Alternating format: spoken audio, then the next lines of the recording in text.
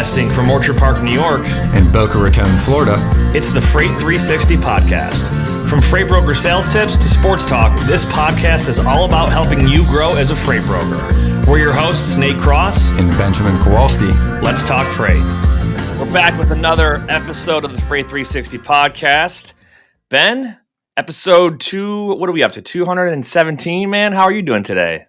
Doing well. Enjoying the fall weather and change of seasons for what that actually means where I'm at. But yeah, things are going well, man. How's things up in your neck of the woods? Things are good, but first, make sure to leave us that review, subscribe, share us with your friends, keep sending us your questions, leave comments on YouTube. That stuff's all awesome. You can check out our full library of content at freight360.net. And if you'd like to learn more about our training options, check out the Freight Broker Basics course. It's a full-length training course online, taking you through everything on getting your brokerage up and running and all the keys to success. And this episode is brought to you by Blue Book Services. Are you looking to quickly identify qualified sales prospects? Looking to develop trusted, sustainable business partnerships? Look no further. The Lumber Blue Book is an online directory and credit resource for the lumber and forest products industry, covering mills, manufacturers, wholesalers, and retailers. Their database of over 23,000 lumber companies can be searched and segmented to develop sales and marketing campaigns. Members receive access to real-time credit and business information for companies throughout the industry. To learn more, go to lumberbluebook.com and click Join today. That's lumberbluebook.com.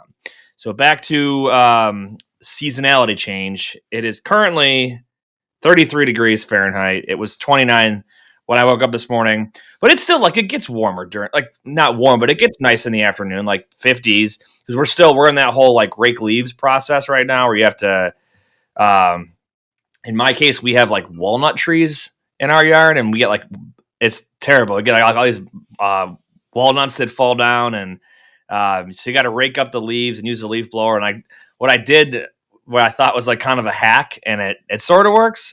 But now with the walnuts is I have a riding mower. And I have this giant 20-foot bag that goes on the back of it that I just drive around and drive over the leaves, and it throws them in a 20-foot long bag, and I just dump them at the curb.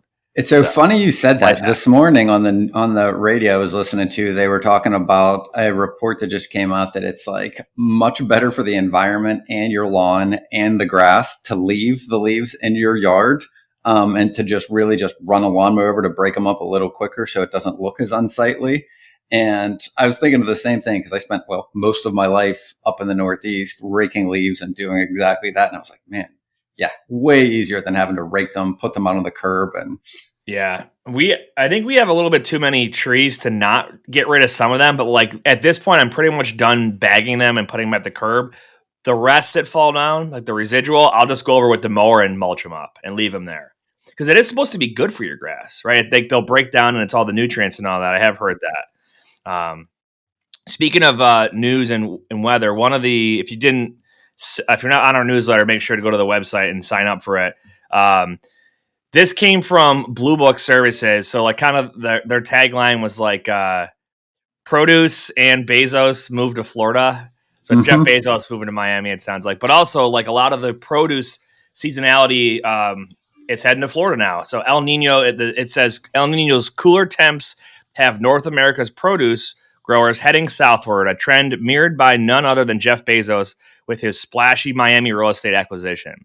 The Produce IQ Index reflects a slight uptick to $1.15 per pound for produce amidst a climate of scarcity and soaring prices. With hurricanes ravaging central Mexico's blackberry fields, prices spiked to a 10-year high at $19 with no relief in sight. So, and it goes on to talk about strawberries and I think there's a bit about Haas avocados in there, but either way, whether it's a El Nino or a La Nina year, you're going to have. Which date did that come out? When did it come out? Which date did that produce? That one you're referencing? I think it was on Monday or Tuesday of this week. Cool. I'm going to go back and reread that one. Yeah, but regardless, it's the time of year where produce is going to start shifting back south regardless. I think what they're saying here is it's kind of heading a little bit quicker than they would have expected, although I thought El Nino meant a warmer, milder winter. But it says El Nino's cooler temperature, so I don't know. I'm not a meteorologist, but either way, it's that time of year. And the other thing, too, is Christmas tree season. Like this stuff happens every single year. So it's no surprise to you that we're not worried about moving pumpkins anymore. We're talking about moving frozen turkeys right now and all your retail stuff for the holidays and Christmas trees. And yes, all of that. So this is the kind of stuff that you should think about in general. And every year, Christmas is always December 25th. I've never had it on a different date my entire life. So what else we got in news? I heard about some businesses shutting down. Yeah, a couple other bankruptcies hit the news. I wish I could reference them. I tried to look again real quick, but anecdotally, I've had a few people reach out because they'd said their agents, the brokerage they had their agency with, had gone under. So just seeing more of that. There was also an article this morning, I'll pull this up in a second, that was just showing overall bankruptcies, right, in the United States, I think are up like 30% business bankruptcies up 30%. Slew of companies that were wobbling when 2023 started have crashed into bankruptcy in recent weeks. Pileup illustrates real-world consequences of the end of the free money era when low interest rates made financing no issue. And if you'll notice, right, well, some of the references. In the first 9 months of 2023, business bankruptcies totaled 17,051, up 30% from 2022. And you'll notice, at least I have, in almost every, press release for a company going under in our industry references a lack of ability to finance, right? And to me, that really goes back to something I think that's really close to your heart that you follow a lot, is more of the, leverage is a tool. But if you're not using it, it's a powerful tool. And if you're not using it correctly, like, it can cause way more damage than it can help, right? Warren Buffett has that famous saying, like, leverage, if you're smart, you shouldn't need it. And if you're dumb, you shouldn't use it, right? And, that kind of goes to the sense of, like, kind of be aware how leveraged your company is, because in a downturn, you can't just go and access additional capital as easily as you've been used to in the past. Yeah. So another article that's good, it'll be in our newsletter that comes out Thursday, which by the time this releases, it would have come out yesterday. My wife's cousin sent it to me, actually. He teaches law at a college in Buffalo and loves to pick my brain on like anything like global or national level, but especially if it involves like supply chain. And he sent me this one it's hotair.com. And the title is "What the Great Trucking Recession is Warning Us About the Economy." And it's one of those like scare pieces, it's got a big flashy headline. Mm-hmm. Oh, we're all going to die. But it's basically like, oh, Yellow goes under, Convoy goes under. And he's asking me, he's like, I want your opinion. And I told him, I was like, look, the market cycles, and we're going to talk about this on Tuesday's Final Mile. We're going to talk about what affects rates and why they go down from a listener question. But I was explaining to him that the market's going to cycle normally, not the way that we've seen it this past 3 to 4 years, but it does cycle naturally based off of the economic climate, based off of government regulation, and other various factors throughout the year and sometimes over a multi-year period. And I said, what'll happen is we'll see rates go up, which tends to lead to profits to go up, which tends to lead to a lot of entrance into the system. And by entrance, I mean we have new trucking companies, new freight brokerages, we have new dispatchers in there, right? And then when things turn the other way and there's less revenue, less freight, less profits, there's an excess of these brokers and carriers out there. So what happens is these folks that aren't making as much money, they're leveraged, like what you had just referenced earlier, and they can't pay their bills, right? They might have bought, like in the case of right now, people are buying overpriced, ridiculously expensive trucks as a trucking company 2 years ago, right? Interest rates might have been low, but what does 0% interest mean if you're paying 25% over the market value of that truck, that Class 8 semi, and now you can't afford to pay the note and you've got to sell and file bankruptcy, right? So that is literally what this is. And then on the contrast, look at me and you and people that can't see producer Steven, who's not on screen right now, but the three of us all work in brokerage day in and day out, and we're in successful careers here because our companies are doing things the right way, right? So even when the market has a downturn, there is plenty of opportunity for those that capitalize by conducting business smart and doing it the right way for us to succeed. Like another Warren Buffett thing. He says like when people are scared, that's when I get like Be greedy when others are fearful. I get scared or whatever it is. Be fearful when others are greedy, and be greedy when others are fearful. And there's a whole lot written on that topic. On conceptually, it seems very simple, but it is very difficult when you've got your own resources at risk in either situation, right? And again, I think as human beings, we have recency bias. We always kind of feel like whatever's happening is going to happen forever, right? In good and the bad, right? Like you get a new customer, you got loads flowing in. Like I remember literally making phone calls, the first couple big accounts I got, to buddies at TQL, going, I don't think I'm ever going to have to prospect again. I just think loads are just going to keep literally coming through the door, through this pipeline indefinitely, right? And you go through that enough, and the ups and downs, and you start to realize everything is temporary.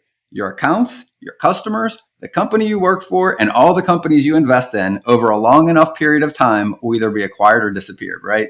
There's like 50 or 60% of the S&P companies exist within a 5 or 10 year period because there's change is the inevitability, right? That's the only constant. Everything's going to change. Well, and a lot of this is going to tie, like today's episode is going to be on our sales pitch. So a lot of this, like that we're talking about right now, is really part of the meat and potatoes of today's episode. For sure. But I want to point out that if you worked a different sales job before freight brokering, odds are you had inbound traffic, right? It could have been people calling in. It could have been people physically walking into a brick and mortar building. It could have been an email gets sent to you because they filled out a form online. We don't get that in freight brokerage. This is like hunter-gatherer shit. Like you got to go out there and like get it. Yeah, you got to go out there and chase down a wildebeest and like slay it and bring it home and feed the family. Like it is very, very different than when I worked at Best Buy and someone came in and wanted to buy a TV or a laptop, right? Or if you're at a call center because somebody wants to buy a new cell phone for Verizon and they're going to, upgrade their plan, or someone wants to get a mortgage, right? So they filled out a form online and you got to call them or whatever the case might be. But this is like straight up cold outreach for the most part, and it's different. You got to have a good, compelling pitch, and we're going to get into that today. Anything else in the news? That's mostly the high level things. Sports, Steelers are above the Bills right now in the standings. Yes. You guys took really? down. So for primetime games here, Steelers, you know what? Steven, unmute yourself. You're going to come in for this section here. So the Steelers beat the Titans on Thursday night, and then Sunday night, my Bills were... Man, it was rough against the Bengals. Steven, what's your takeaway on Cincinnati about how they performed very dominant in that game? It seems like they're back. All the pieces are fitting together again. And, I mean, Cincinnati does this every year. Start out really terrible for the first 3 or 4 weeks, and then all of a sudden they get something rolling, and then they're back into the playoffs. Were you a little bit nervous when the Bills went down and scored fourth quarter and took the 2-point conversion option and were only down by 6 with some time to go? Did you have any fear in your mind about that? Every series, I was like, oh gosh, I'm gonna get a text. Yeah, here it comes. Yeah, it was rough, man. So my joke tagline for today's sports thing was like the Bills suck and they should fire everybody. But the reality is like Buffalo, the fan base is not happy. There's a lot of disgust over Ken Dorsey, our offensive coordinator. There's a lot of, people are upset. The defense is injured. We got Von Miller still coming back, limited action. You got Matt Milano, like star linebacker out, Tre'Davious White, awesome cornerback out. We're hurt. And, Josh Allen puts up he puts up great stats, but the play calling, we're running the ball on first down. I'm not gonna rant here. There's a reason that I'm not a coach and that they are, right? But it's frustrating, man. We're like not even a wild card slot right now, but it is what it is. To the Bills' credit, I took the boys to the Cincinnati Zoo on Sunday before the game, and I mean your fan base travels well. I think there was more Bills jerseys at the Cincinnati Zoo than there was Bengals jerseys, which was maybe we were all tailgating. I don't know, but Bills Mafia likes to make it known when they're on the road in someone else's city. That's for sure. Yeah. So, but yeah. Anyway, we'll see. We'll definitely get your take as we get closer down the second half. And also, Steven, happy Veterans Day coming up this weekend to you and to all the veterans out there in the community. Saturday, Veterans Day. Make sure you tell Tell someone you know Happy Veterans Day. But all right, let's get into let's give a shout out to DAT, Ben, and we're going to get right into it. Tired of struggling to find accurate rates and the right carriers for your freight? With DAT1, you can access more than 500 million posted loads and trucks every year. That's 3 times more capacity than any other load board. Plus, their integrated freight management system makes it easy to cover loads 24/7. They have the most trusted network of carriers, brokers, and shippers in the industry. You'll get real-time rates on every lane so you know exactly how much a shipment will cost before you commit to it. Plus, you get instant access to top bids from qualified carriers around the country. Get 10% off your first year of DAT1 when you visit the show notes in the link. Absolutely. All right, so today's topic. Link in the show notes. There you go. There you go. Oh, and I believe I got an email yesterday that like the final. If you've been still trying to use like the legacy DAT Power instead of DAT 1, I believe you got like another 30 days before they finally turn it off. But anyway, the topic today is going to be about the sales pitch, right? The kind of the stuff we were talking about early on in the episode was, that how difficult it can be for us to go out there and get new business, especially right now. It is very, very hard. And we don't have to get too thick in the weeds on the sales pitch in this market versus 6 months ago versus 6 months from now versus 2 years ago. We're going to give you some general sales pitch topics here because Ben, you and I have like the long-standing joke how I always like kind of make fun of the whole, hey, I have trucks in the area. Yeah. But the reality is you have to give some kind of value add when you're prospecting somebody, and part of that does come down to capacity. So we're going to talk about that a little bit, but from like a broad sense, if you when you think back to your days at a big box, right? If somebody's brand new, how do they teach from that size and scale of company? How do they teach how to sell? Is it, we're going to give you a script and you're going to list all this stuff off? Or did they actually take you through, like, here's the benefits and value adds of a freight brokerage and 3PL, and here's how you should relay that to a prospect? It's funny. I don't necessarily remember. I don't remember them going through the benefits of a freight brokerage. And I don't remember them really, there definitely weren't scripts and there definitely weren't sales pitches. It was more of, you're going to spend 6 months shadowing a broker doing the job. So you're literally like plugged into the same phone. So you could hear what they're saying when they prospect, and you hear what they're saying when they're covering loads. You spend the most of your first few months literally covering loads and doing some like admin work on accounts to learn how to deal with a customer, how to process, a transaction, the fundamentals. And then when you go into sales, they used to call it the pit, but it was basically a corner of the office was just a big open floor. Most of them are. And in a section of like 2 rows was everybody that was in their prospecting like training period. But all that really was you had a short time frame to hit specific goals. Otherwise, you no longer had a job. It was you've gotten your 4 to 6 months to learn the ropes. Now you're being put to the test, and your only responsibility now, you're no longer managing accounts. You're no longer covering loads, just prospect. You got to have a certain amount of activity, certain amount of interest, and then real quick, you have metrics to hit on load volume or GP per month to be able to keep your seat. And it's really very much like sports, right? Like you're kind of in AA or AAA, and if you're not, you don't want to get relegated, you're getting kicked back down to the farm team or back out onto the street. And I mean, it's definitely a managed by stick as opposed to carrot, I would say. So here's my take on it. Because if you're brand new and you don't really have any like guidance on where to go, I would say take something that already exists and start with that and really curate it into your own thing. So like as far as transportation sales go, I was trained on the spin method at Conway when I worked there. And that was, I just had to pull up the graphic to remember the details because it was over 10 years ago. But SPIN is SPIN. It's the situation, problem, implication, and needs payoff. So it was basically like situation, what's their current process look like? Problem, what issues are they having? Implication, how much time is wasted on inefficient, blah, blah, blah. How much money is wasted on blah, blah, blah. How could things look better if blah, blah, blah. And then the needs payoff, rather than just telling your client, about your product or service.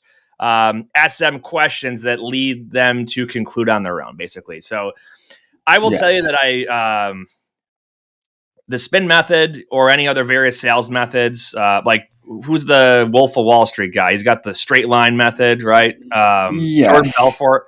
I've read his book. I'm sure Grant Cardone's got his own. So all of these are great, but I think whoever designed them, it worked perfect for them. But you probably got to tweak some stuff your own way. Like we've all got our own little strengths and weaknesses of our interpersonal tact and communication styles that you may want to lean more in on one area and less on another. I will tell you that you can have a mediocre level of knowledge in freight and have a really good ability to communicate and listen actively and do very well in freight brokering. You'll fill in the knowledge gap over time. But if you can just be a really good communicator and just listen and help regurgitate what someone's saying so they feel like they're actually being heard, you're already going to differentiate yourself from the other calls that they're getting. And I think that's kind of a starting point, is have some structured way to start and then curate it on your own. Now, to that point, like sales cycles and graphs, they're definitely taught at the big box companies, and they're really common amongst any sales training, right? And, the fundamental ones are all pretty much the same, and they have the same major categories. You're going to find leads, connect with those leads, qualify the leads. Should be doing a needs analysis to understand the need of the person before you present your value so that you're not just selling on features. So you got find, connect, should be doing a needs analysis around the way you're qualifying, then you're providing a solution, then you're following up, right, to find more needs, to provide more unique benefits, to your point, to differentiate yourself. You close that customer, and then you've got to penetrate individuals to give you the business in our industry. So like our industry is definitely different. Were you referencing a certain like sales methodology for that, or is that just something that you've coached in the past? This is just coaching in general, right? Like Southwestern has their own, but I mean, almost every sales company has a version of the sales cycle that is a circle usually, or a pipeline. And there's a graph on the wall that shows you to go through these steps all the way through. And they're usually a circle, right? Because you follow up, you can ask for referrals in some industries, and then that becomes the next lead, and the circle keeps literally going, right? So really common in sales, but definitely a little different in freight brokerage. And you pointed this out earlier in the intro, right? And the main reason is almost every company that has a need for a freight broker is already using one for the most part, or usually a few, right? So there's very rarely an occasion where you're going to reach somebody that has a need that can't already be fulfilled by somebody that has your same role or position, like another freight broker, right? I think the goal is that you want to be able to make it a better solution. There you go. Right. In some way. Exactly. And it could be, and we're going to go through some of this stuff. It could be a faster solution. It could be a more cost-effective solution. It could be a better overall solution that meets their customers' needs on a broader scale. It could be a solution that is handled just as good, but they like working with you better than Joe Schmo. So I had some bullet points here, and these are in no particular order. But what are the things we can pitch here? I think the first one, the whole I have trucks in the area, right? That's access to the market, to generalize it, right? And that could be, as simple as I just want to get on your load list, and not because I want to cherry pick loads. I want to get on, because here's a way to pitch the load list. Hey, can you add me to your load list? I'm not going to try to bid on all this stuff. I just want to be able to easily see the volume and complexity of the lanes that you guys are dealing with every day or every week, right? Don't expect me to start bidding on this stuff. I just wanted to really quickly be able to get a visual on what you guys are dealing with in your transportation department. If I have any capacity that might be a good fit for one of those lanes, I'll definitely follow up, give you a call, and we could talk about it in detail and try to talk through some of that stuff, right? Because the goal is I don't want to be that load list guy. I don't want to be part of that jump ball freight. But look how I took a load list into I'm going to call you back and have a conversation, right? Yep. I would make a slight little shift in the timing of how I do that, right? Is that I give them something before I'm asking for something. It's give them a reason, right? Before you're going to ask for something in return, right? So I will lead with trucks in your area, but I have a caveat, and here's what I do that is different, right? It's in the delivery, not necessarily in just what you're saying, right? So the way I frame it, and it's true, is that I'm reaching out to companies specifically in areas that we are already delivering for other customers. So when I'm reaching out, I am saying something much more specific than I can get you trucks. I have access to the market in your network. What I'm saying is I got another customer that we deliver to literally right in your city or close to it, right within 100 or 200 miles. My guys are mostly bouncing back or grabbing spot loads to get back to their next lane. I was hoping that maybe you guys had some outbound lanes that might match up with where our drivers need to go, because if that's the case, I might be able to give you some really reasonable backhaul rates that work for my carrier and might be a good fit for you.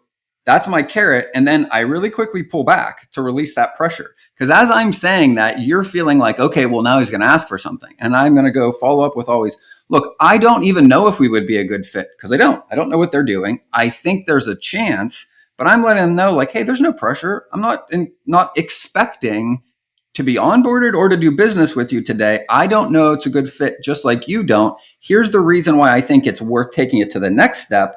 Hey, what are your thoughts on, adding me to a load list or giving me some visibility into some of your outbound lanes that might be a fit? If some of them work, maybe we can take it to the next stage, right? Like it's more of the, let's have a cup of coffee before we go out to dinner is the analogy to dating. Like, yep. Hey, seems like we might be a good fit. Let's 5 or 10 minutes, see if maybe it is. If so, we move on. If not, we part ways. What are your thoughts on that right now? So I want to add in here too. I think speed is an essential thing here too, right? One way to really pitch yourself and differentiate is if you do get that load list sent to you, right? Or if they do give you a couple of lanes to talk about or to price out, do it fast and do it accurately. Right? Yes. If you get a load list and 4 hours later you look at it and you're like, oh yeah, let me send a quote on this one. It's probably already covered and picked up, for sure, or at least covered. And that's the kind of stuff. But if you pick up the phone and you call right away, you are not only being one of the fastest to respond, but it's also proving your reliability and your dedication to that customer. Boom. So the thing that most people don't realize, right, is that brokerage has a unique value proposition to the whole market, and it's speed, right? It's I can help you with what you need when you need it. If I'm a trucking company, I'm the opposite. I'm going to deal with predictability. I'll get you fair rates if you can give me some volume of loads. That's that negotiation. As a brokerage, my position is whatever you need help, whenever you need it, I will be there to help with that, with access to the market, right? So every time you respond to an email quickly, it is giving them that impression that you are, to your point, responsive, service-oriented, a clear communicator. You are conveying all of those things just in your responsiveness, which is helping, again, differentiate you from all the other brokers that respond the next day or 4 hours later, right? It's those little advantages that add up over time. I've always had a hey, you know what? I'm gonna give you some tips. But first, I want to give a shout out to our friends at Lean, and we'll get right back into it. Is your freight brokerage hiring? You've got to check out Lean Solutions Group, the industry leader in nearshore staffing for logistics companies with offices in South America, Mexico, and the Philippines. They offer a wide range of roles from back office operations to web development and marketing. Partner with the best. Visit www.leangroup.com to learn more. It's LEAN group.com. Okay, back to what we were saying there. I have set, and I've advised others to do the same, expectations or kind of like internal rules on communication, right? And these could be things, and I can't follow this to a T like I used to, but it used to be like the phone must be answered within 3 rings, or an email must be responded to within 5 minutes. Things like that, okay? Mm-hmm. Can't do that anymore. I'm in a different role now than I was in the past. But if you've got a sales team and you've got phones that like a phone that routes, and if it's, someone's busy, it goes to the next person, you should be answering the phone every single time it gets, it rings, right? Yes. And an email should not wait. It's a pet peeve of mine. If I wait 24 hours to get a response on an email, that tells me the person either read my email and I wasn't important enough to get a response right away, or they are that far behind and disorganized. Either way, it's not a good look for me, and it's a pet peeve. I want to point something out, right? The exact opposite is true in the perception of your prospect. So when people ask like, well, how do I know if I'm working a prospect that I feel there's real opportunity, right? So again, if our value to a shipper or customer is to help them when they need it as fast as possible, right? The busier they are and the more overwhelmed they are, the more likely they are to need a freight broker that can provide that. So I've found, through experience, that the ones that are the hardest to reach the first or second time, because of exactly what you said, they're too busy, they're overwhelmed, they've got truck fallouts, they've got more orders than they can get to, whatever that is, they're understaffed, they need help from a broker. They tend to be the better customers once you get them.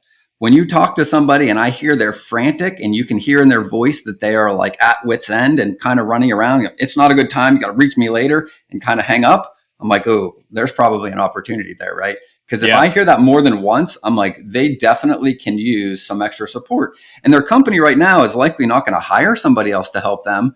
So what is their other option? Temporary support from a broker when they need it, that they can pay that for that help on a per load basis. That's really all we do as a broker. Yep. So, I mean, I'm going to segue that right into our next one, which is diversity of solutions. So if they're so used to an asset-based company and, or maybe another broker, right? And they're falling out, having fall-offs, or the asset-based company thought they had a truck, but they didn't, or the broker thought they knew how to handle LTL, but didn't. One of the benefits that we have as a good, solid freight brokerage is the diversity of solutions we can offer. We're not limited to a certain geographical area to provide capacity. We're not confined to a certain equipment type or size or anything like that, right? Whether it's, let's say somebody's got a temperature sensitive product, and most people might think it's got to go on a reefer. Well, depending on the product, maybe it can go on a vented van, right? These are kind of the kinds of questions you can ask depending on where it's located and the time of year and the commodity. The same thing with a smaller shipment, right?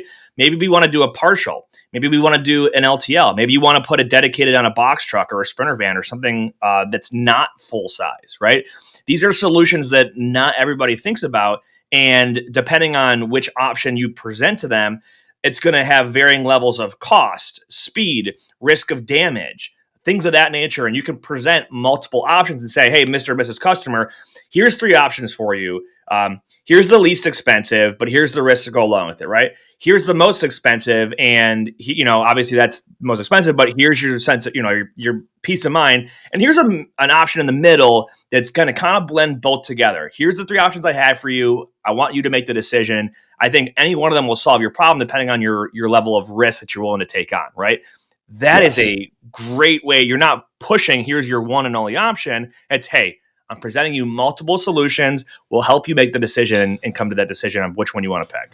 Well, and I think there's 2 really important things to unpack there. One is that you shouldn't be leading with the solution. To go back to something we said earlier, you should always be leading with questions. If you find yourself talking in statements that reference what you do or your company does, stop and start reframing it as a question. Like, and an example might be, hey, we do LTL and air, and you know what? Hey, let me ask you this. I mean, do you guys do a lot of other modes? Do you guys do mostly full truck? Do you do a little bit of LTL, just so that I can kind of understand maybe what could be helpful within your operations, right?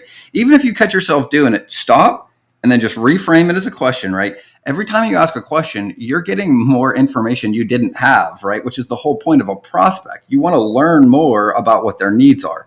You can't learn anything when you make statements. So you want to ask those questions, to your point, to uncover these things. Hey, are you doing a lot of partials? Are you doing LTLs? Hey, maybe you could match up a few partials to get a dedicated truck and get them a better rate.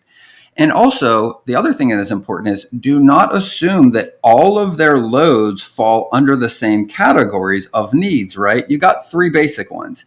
You've got, I either want it faster, I want it cheaper, or I want it done better, right? Better could be better service, better carriers, price. And the old saying is, you can get 2, but you can't ever get 3, right? You can't get faster, cheaper, and better, right? You get 2, but not the third, right? But when you're asking these questions, you're going to get a much better understanding of how they break up their freight. They definitely have customers that are higher priority, that they want better carriers running those loads to that customer's facility. Why? Because the customer literally has to deal with the driver that you sent there. So making sure they're professional, making sure they have the right equipment, making sure they show up on time, are really important for the perception of your company when you deliver there. Now, on the other hand, I might have another 20% of my loads that go to other warehouses that I own. In those scenarios, right, I might care about cheap as opposed to service because they don't need to be there at any given time. And I want to save the money to move my inventory around, right? So these are the questions you want to be able to ask to uncover those, because the kicker is what you pointed out. As a freight broker, here's the best part that is different from every trucking company. A trucking company usually offers one of those types. We're either on the high end of price and we have really good service and new equipment, or we're on the low end or in the middle. As a freight broker, I've got access to all three for when and whenever you need what. Oh, you need these for inner office? I'll get you the cheaper carriers because they need the loads and you don't care about the service. They break down, we'll still get it there in a day, and that's not an issue. Save you some money. Hey, if we're delivering to your customers that are high profile that you're worried about keeping happy, I'm going to put my best carriers on that. It'll cost a little more, but now I'm allowing my customer a lot more choices at the buffet, right? As opposed to I'm either going to Morton's, I'm going to TGI Fridays, or I'm going to McDonald's, right? I can give you everything in between. And whenever you want, big range. I can align it with that, right? And now I'm providing a unique value that most other brokers probably aren't. And to be honest, most customers don't know that you can do these things unless you educate them, right? They're going to assume you're the same as a trucking company and you should just cost a little more. They don't know that you can do these things unless you educate them. That's your job. So I want to shift gears to the tech aspect too. There's a lot of education and efficiency that you can share with your customer by sharing some of the technology that we have access to, right? I don't know of a whole lot of small owner operators or small fleets that are sharing data from, RateView, RateCast, DatIQ, FreightWaves, Sonar with their customers, right? This is some of the stuff that really good brokers do, though, to say, when a customer has a question like, hey, why is it more expensive than the last time, right? And if they, whenever they've got time, it's a great opportunity to share with them what's going on in the market and explain, give them context. Whether it's a cheaper truck, the same price, or more expensive this time, you can give context. So some of the tech that obviously that we have access to that you can sell on is, and you can make a mention that this stuff's not free. We understand the value in it, and we invest a lot of money to make sure that we have access to the most, the greatest and latest technology that's out there, so we can see not just what we're dealing with, but what everybody else out in the country is dealing with as far as trend of rates. You could look at, like, some of the things I love on Sonar is looking at over a 5-year period and how they stack up year over year. Things like imports into the U.S., national spot rates, tender rejection, outbound tender volumes, like things like that. You can give your customer context, like, hey, you guys are doing, you guys are in a really good spot right now to save money because outbound rates right now, the volume is just way lower than it was 2 years ago. That's why, you guys have seen a great reduction in your freight spend. But keep in mind, we can probably project this to go in a different direction over the next 6, 12, 18 months, et cetera, right? If you can kind of tee that up for them so they understand, hey, we're not going to be sitting at $2 a mile or $2.20 a mile national average forever, right? This is kind of the soft low right now. Things like that, things like being able to properly vet carriers and see inspection fraud data, prevention, right? Asking questions. Service, right? Have you experienced fraud to that one, right? Like, have you guys had a load stolen? Have you run into any double brokering issues? Letting them know how prevalent this is in the market. And then, to your point, once you've asked those questions, presenting the solution that you guys are paying for, right? Like, hey, our brokerage pays a lot of money to make sure the carriers we're using are the carriers that we're supposed to be using, not just guessing based on some, random website. Like, those are huge risk reducers for your customers. They're not going to assume that you do this, know this, or even what this means, right? Without you being able to help them understand that. Same thing with like GPS, like, some commodities, like, it's just a no-brainer, you're going to do it. But other stuff, it's a great value add. You can say things like, we include GPS tracking on any loads that you guys want. We can have automated emails sent out to you. That way you don't have to be asking. We can set a certain interval. If you want them every 8 hours or 4 hours or 2 hours, whatever it is, we'll set it up. You'll get an email. Boom. You'll be able to see exactly where that truck's at. Same thing with like all risk insurance, right? If they want peace of mind, we can get a first position insurance policy if they are worried about a claim on their loan. They don't want to have a 6-month headache of trying to get it all resolved, right? Boom. You got an insurance solution for them. Right. And here's your questions to ask to uncover those so that you can present those, right? Always start with a question. Question for the first one is, hey, do you happen to have any high priority or high profile customers that need more frequent updates on their shipments as opposed to some of your others? Oh yeah, we got 1 or 2 customers that need to know where their loads are at all the time. Okay, great. Well, here's what we can do to help you with that to make your life easier. Second one, how many claims have you guys run into in the past year? How long did it take you to resolve them? How much extra work did you do? Here's what we can do to mitigate that so that you're likely to have less of these in the future, right? Start with a question, make them tell you the pain they went through when it happened. Just saying, hey, how often are your trucks showing up on time? And they go,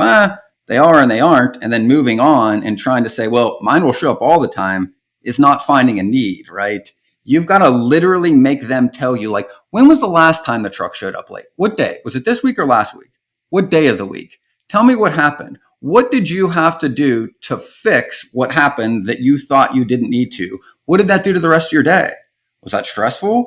Literally take them back to the moment and make them tell you what it was like. Now that sounds like the spin sales method that we talked about earlier. And I think a big takeaway here is like the like sales pitch items that we're highlighting here.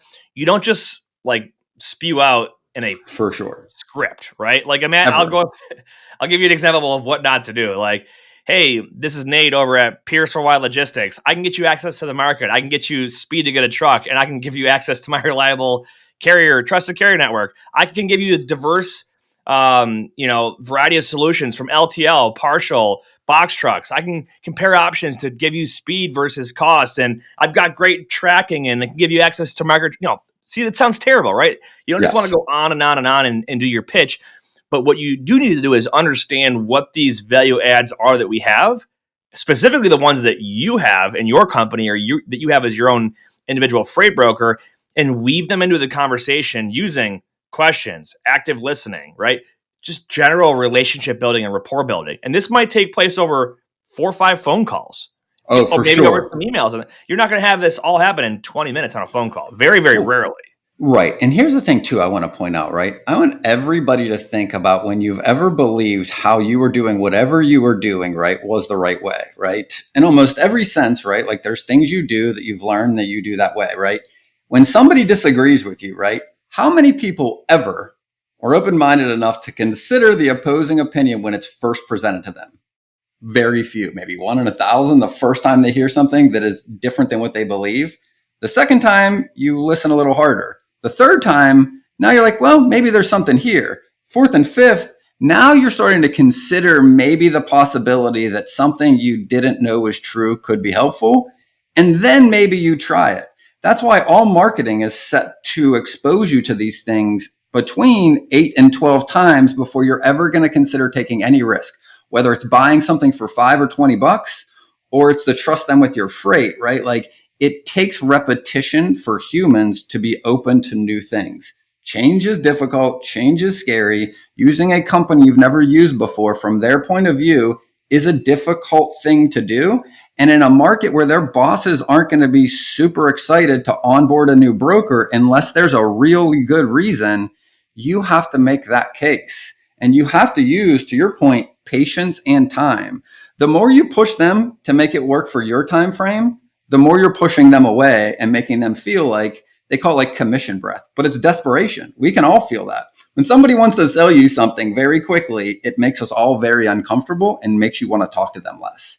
Yep. And even though most freight brokers do this because they're scared of losing their job, because if they don't put up numbers, they might not have a seat, it's counterintuitive. And I know that's hard to execute for people, especially working at bigger companies, because you got to keep these numbers to keep your job. But you really want to be cognizant of how this sounds to your prospects, because it makes it way harder to actually get business. Agreed. 100% agreed. There's a lot. We're playing the long game here. Is what this is. It's a marathon. It's sure shit not a sprint. The last one we have here, and it kind of factors in. We just had efficiency listed in our notes. So sourcing the right carriers in the right locations at the right time. The goal here is, the right carrier, right? It's going to be the right equipment type. It's going to be, they're not going to break down. They've got a good track record. They're not going to have fail a DOT inspection if they have one, right? That's the right carrier. The right location, right? So if you can find a backhaul, it's going to help cost savings. If you can find somebody that has very low deadhead mileage, right? You're not having to factor that into your cost. That's the right location. The right time. If you have enough advance notice, and that's something we've talked about in other content, is if you give me time, I can give you more options and get a better rate. If you don't give me a lot of time, chances are we're going to pay at the high end, or if not way high end of the market. So, and those are things to be able to explain to your customer to give you the best service at the best price, right? It's going to have to be, we have to set expectations on how early in advance I will need to know the details of the load to be able to find you the best solutions for you. But that's really it. Our goal is to be an extension of their supply chain arm. And we're not just finding them any old truck. We want to truly be embedded into their processes, make sure that we understand that the goal for them is not a truck. The goal for them is to get their customer their product, to keep their customer happy. We're just like a necessity of that transaction, right? To get it there. But that's it. That's all I got. I mean, we can go way deeper down the rabbit hole, but I think we hit on a high level a lot of stuff. So if you guys are listening to this and you haven't thought about, I never thought about talking about the market and technology with my customers, right? Or I never thought about trying to find carriers with, lesser deadhead or backhauls. Or I never thought about, asking questions to find alternative equipment types. Start to, engage those conversations with your customers at the appropriate time, right? Don't just call them randomly and start spewing out a big sales pitch. But these are things you should naturally weave into the conversation. And the more questions you ask, you'll probably find out things that we didn't even mention today. So you should be, for sure, right? Always have your eyes open and your ears listening. Again, just some things to add to that, right? Like, God gave you 2 ears and 1 mouth, use them proportionately, right? The things I used to have written above my phone to remind me these, I had a big question mark, right? And it was to remind myself, right? Because even though I heard it and learned it, until you do this enough that it becomes a habit, it's not really helping you, right? So little reminders to ask questions are very helpful. Having a list of questions that you've used in the past printed out that you can leave on your desk in front of a phone has helped me so many times throughout the years where you've hit a dead spot in a conversation and you just need to keep it moving. You don't want to use statements. You want to use questions, right? And to remember to smile, and your energy has a whole hell of a lot more to do with than what you're actually saying. That's how the person is going to feel, right? And again, if you're walking around moping and you're making sales calls like this, right? Like, don't expect them to be very effective, right? But when you're talking and you've got that energy level and somebody can feed on that energy and it makes them feel better, right? Smiling changes the tone of your voice, right? Significantly. So remembering to do those small things really does pay huge dividends over enough really times, right? The number of phone calls. That's all sales is. Number of efforts, right? And your percentage that you're hitting within those, right? The more you have as a data set, the better you're going to be able to do at the end of the day. Agreed. Well, great topic, great conversation. Make sure you guys stay tuned for Tuesday, the final mile, where we're going to answer a bunch of listener questions. Ben, any final thoughts today? Yeah, there's a quote that I saw this morning that really kind of exemplifies what we were talking about. It says, "What looks like talent is often good positioning, and the best way to put yourself in a good position is with good preparation. A good position allows you to think clearly rather than to be forced by circumstances into a decision," right? And again, to me, this screams to 2 points. One, the people that have been prospecting every single week, whether the market was up or down, are rarely ever in a position where they need to scramble to get loads to keep their jobs, or to keep their income, or to keep their book of business together, right? And the companies that manage their cash flows and manage the amount they have on hand, right, are in much better positions than the ones that are over leveraged for when a market is where it is, right? So whether you're a company owner or just a freight broker or a sales agent, right, like, this is really important. That preparation and consistency matter a whole hell of a lot more than anything you're going to say on any one given call. Agreed. You're like the Proverbs guy, man. We could probably compile a list of all of the quotes you've ever written and sell it as a book. Anyone listening out there, if you want us to do that, you just let us know. We'll get it out on like Audible or something. Have them read it off. All right, Ben. Speaking of quotes, give us one. Whether you believe you can or believe you can't, you're right. And until next time, just don't lose, Bills. That wraps up this episode of Freight 360. Check out the show notes for links to anything that we've referenced on this episode. And make sure to visit us online at freight360.net to see our entire library of episodes, videos, blogs, and more. And make sure to check us out on Facebook and subscribe to our YouTube channel for daily and weekly tips and content. And if you'd like your question answered on the show, fill out the Contact Us form on our site, and we'll see you next week.